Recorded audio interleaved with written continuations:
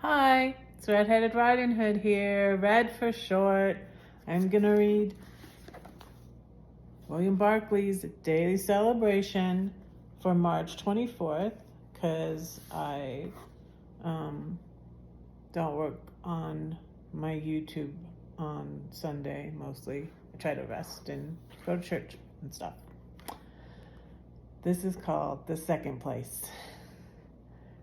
A friend has just sent me a little poem which is a prayer, and which I like very much indeed. You know I like poems too.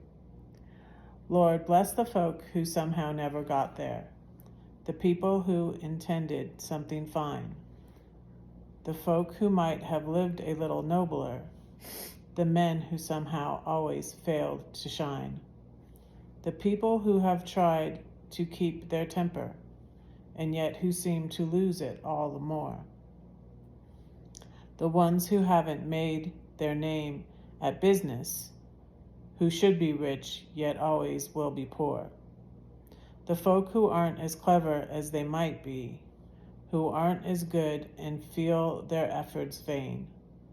Lord, bless all these, and Lord, bless me among them, and give us all the heart to try again.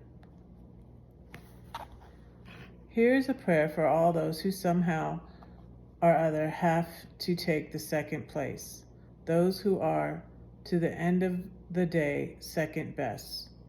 Almost always behind some brilliant, scintillating, publicized character, there is someone standing in support. During the war, one of the most colorful generals was the American General Patton. He swept through Europe like a gale of wind with his pearl-handled revolver and his flair for publicity. Someone once asked him, "How do you do it? Where on earth does the petrol come from to feed your motorized columns?" "I don't know," said Patton. "I got a chap who looks after that." Behind the vivid Patton was a quiet man whose name no one knows, who kept the whole army moving. It is like that in the most varied walks of life. It is not the job that matters. What matters is how we do it. The question is not, what is your work, but is your work your absolute best? The old hackneyed poem is right when it says that the point is not whether you won or lost, but how you played the game. Here, if ever it is true that all service ranks the same with God, most of us will never see the first place. Most of us will have to be content with the second place. Most of us will never have the spotlight on us. Most of us will have to work behind the scenes. But at the end of the day, there is not a doubt that the unseen work will be seen and the unrewarded work will be rewarded. And then it may well be that many that were first will be last, and many that were last will be first. That's in the Bible. Whatever our work, whatever our task is, God needs it and God needs us. The point of life is not the task, but how the task is done.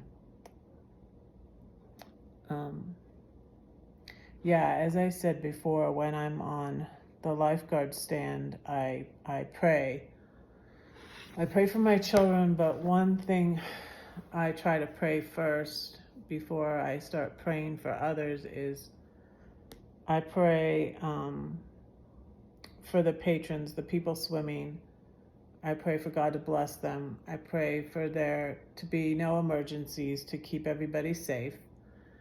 But then I pray, Lord, if there is an emergency, I pray for the other lifeguards working with me. Help us to respond correctly and swiftly, and just to be with us if there is an emergency.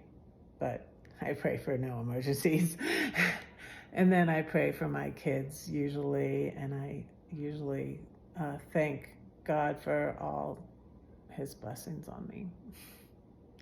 So that's what I pray on the lifeguard stand. And Oh, and I always thank Him for my job and ask God to help me to do my job well.